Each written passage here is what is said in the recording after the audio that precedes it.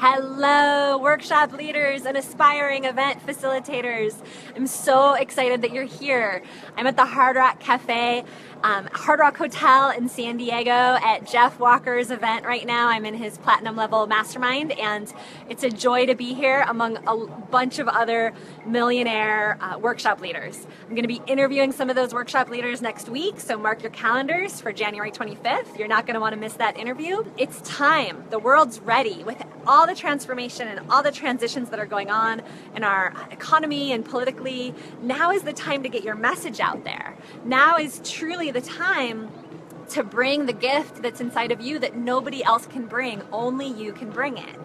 And one of the things that stands in our way more than anything else is fear, right? It's fear. So I want to talk a little bit about that fear, and I want to give you a few of my favorite tools to really transform that fear. So I want to talk about the first tool to really making friends with the fear, because it's not about overcoming the fear. It's not about, trampling or cutting the fear out. What I've really learned in leading my own events for the last 10 years and standing in front of thousands and thousands of people over the years is that fear is your friend. It really is. Fear is there to remind you that you're no different from the people in the seats. You're no different from your audience. You're not better than them, and you're not worse than them. You're the same. And fear comes to remind us of our own humility, our own humanness.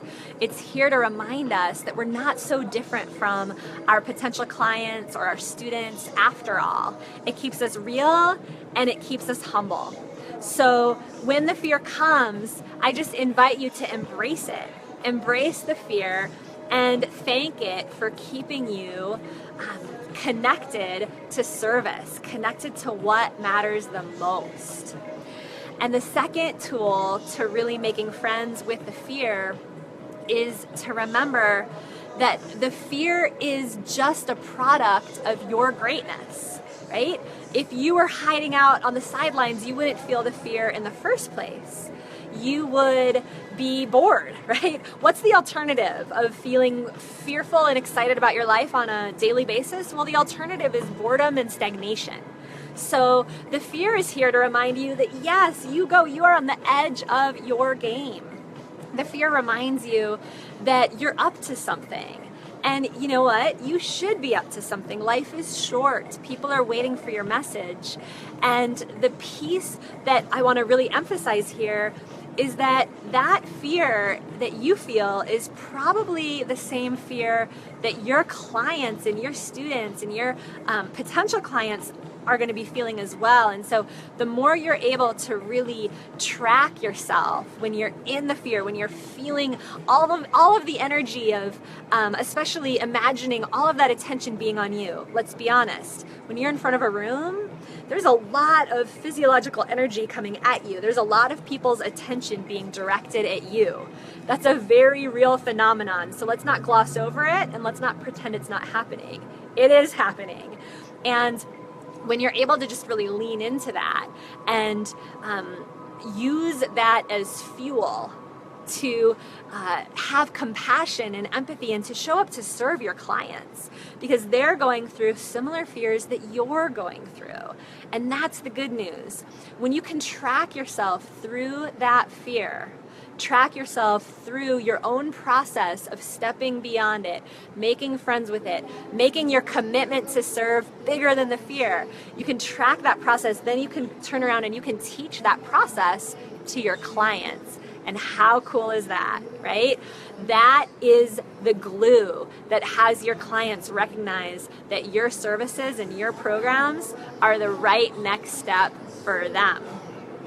And that brings me to the third key to really making friends with the fear. And that is to not let fear be in the driver's seat. Because you're gonna feel fear. And pay close attention. When you're feeling fear, you're probably also feeling excitement. And identifying too much with the fear, over-identifying with the fear, can actually be a bit of an upper limit problem. And what I mean by that is that when you're living your dreams, when you're starting to actually imagine this incredible life that you can have, doing the thing that you've always aspired to do, you are going to hit up against your own upper limits, right? You're gonna run into your own gremlins and the parts of yourself that tell you, you can't have that. No, you can't do that. And the truth is that we as leaders have to manage this upper limit problem. We have to be willing to stand up and say, I can give more, I can be more, I can do more, I can have more. I can give more, I can be more, I can do more, I can have more. Yes, I'm gonna feel fear. Yes, it's gonna be scary. Yes, I'm gonna have to call upon my courage. And I refuse to let it stop me. I refuse to let fear be in the driver's seat. That's where you get to let someone else inside of you take over. Your high self, your commitment to change lives. Fear won't take you out if you're willing to make your commitment to serve just one little iota bigger than the fear. That's all you have to do. You don't have to get rid of it. You don't have to conquer it.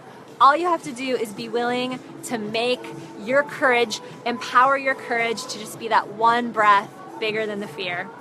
I don't know about you, but ever since I was a little girl, I have loved attending live events. Theater performances, choir performances. I've always felt the magic that happens when a group of people gather in the name of something meaningful.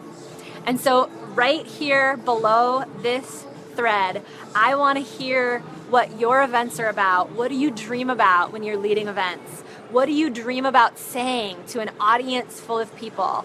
If I could wave my magic wand and put 1,000 people in front of you right now, what would you tell them? What is your dream event, and what would you say to those 1,000 people? And let's have our conversation about what is possible in your life and on this planet and in the United States of America and in Africa and in Australia, no matter what country you're in. What is possible when we as leaders can get together and commit to bringing our heart message in a bigger way, three-dimensionally to people? And let's have our conversation begin here, because we create our own economy when we can gather as transformational leaders and stand up for what we believe in. I'm with you and I love you. Welcome to this community. Go out and bring your message, even in small ways today. Even in small ways. Tell someone how much you care about them.